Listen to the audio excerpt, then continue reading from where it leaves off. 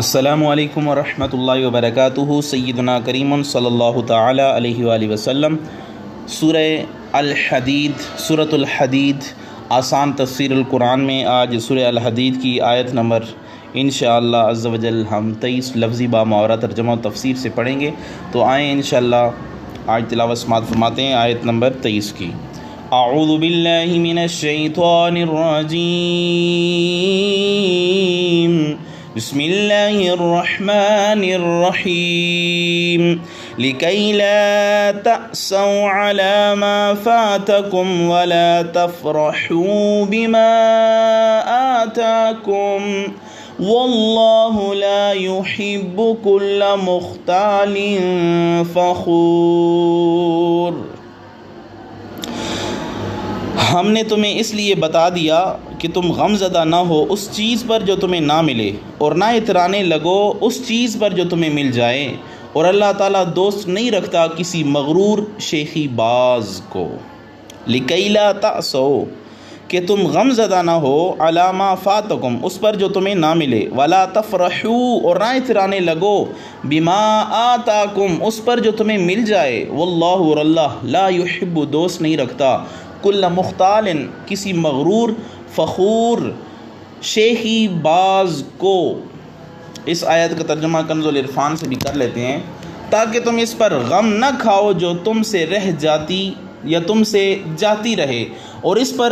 اتراؤ نہیں جو تمہیں اللہ نے دیا ہے، اور اللہ ہر متکبر، بڑائی جتانے والے کو ناپسند فرماتا ہے، ناپسند کرتا ہے۔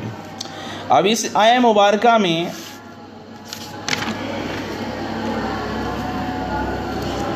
عام انسانوں کا یہ وتیرہ ہے، یہ بیان کیا جا رہا ہے کہ جب مصیبتیں انہیں چاروں طرف سے گھیر لیتی ہیں تو وہ دل شکستہ اور مایوس ہو کر بیٹھ جاتے ہیں، اپنی قسمت کو کوستے ہیں، گردش روزگار کو ملاحیاں سناتے ہیں اور حوصلہ ہار بیٹھتے ہیں۔ لیکن جب حالات سازگار ہوتے ہیں، کاروبار میں نفع ہوتا ہے، کھیتی باڑی اور باغات سے خوب آمدنی ہوتی ہے،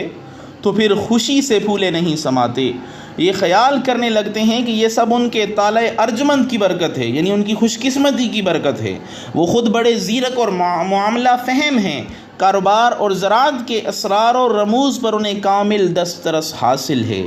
یہ ساری کامیابیاں ان کی اپنی ذہانت اور ہوشمندی کا نتیجہ ہے۔ یہ دونوں حالتیں انسان کے لیے انتہائی خطرناک ہیں۔ ان آیات میں اس حقیقت کو واضح کر دیا کہ جو مصیبت تم پر آئی ہے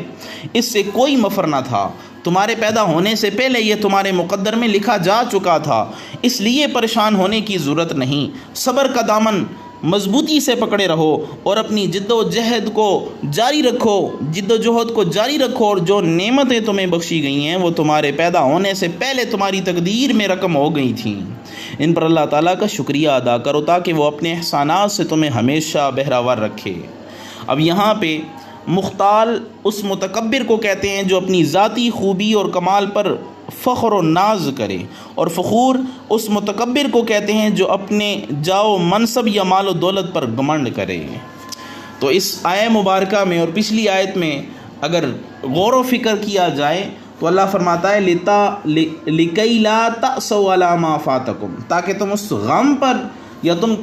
اس پر غم نہ کھاؤ جو تم سے جاتی رہے، یعنی تمہیں پہنچنے والی مصیبتیں لوح محفوظ میں لکھ دینے کی حکمت یہ ہے کہ دنیا کا جو ساز و سامان تمہارے ہاتھ سے جاتا رہے تم اس پر غم نہ کھایا کرو، اور دنیا کا جو مال و متاع اللہ تعالیٰ نے تمہیں دیا ہے تم اس پر خوش نہ ہو، اور یہ سمجھ لو اللہ تعالیٰ نے مقدر فرمایا ہے تو وہ ضرور تمہیں مل کر رہے گا، اور نہ غم کرنے سے کوئی ضائع شدہ چیز واپس مل سکتی ہے، اور نہ فنا ہونے والی چیز اترانے کے لائق ہے۔ تو ہونا یہ چاہیے کہ خوشی کی جگہ شکر اور غم کی جگہ صبر اختیار کرو۔ یہاں غم کی مذمت بیان ہوئی ہے، اس غم سے مراد انسان کی وہ حالت ہے جس میں صبر نہ ہو،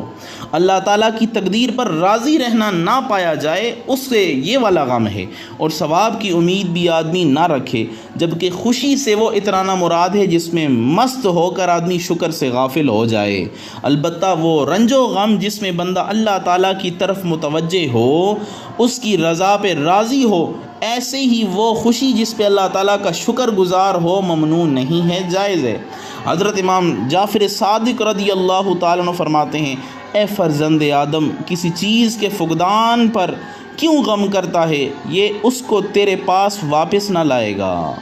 اور کسی موجود چیز پر کیوں اتراتا ہے، موت اس کو تیرے ہاتھ میں نہ چھوڑے گی۔ اللہ سے دعا ہے اللہ تعالی ہم سب کو اس آیہ مبارکہ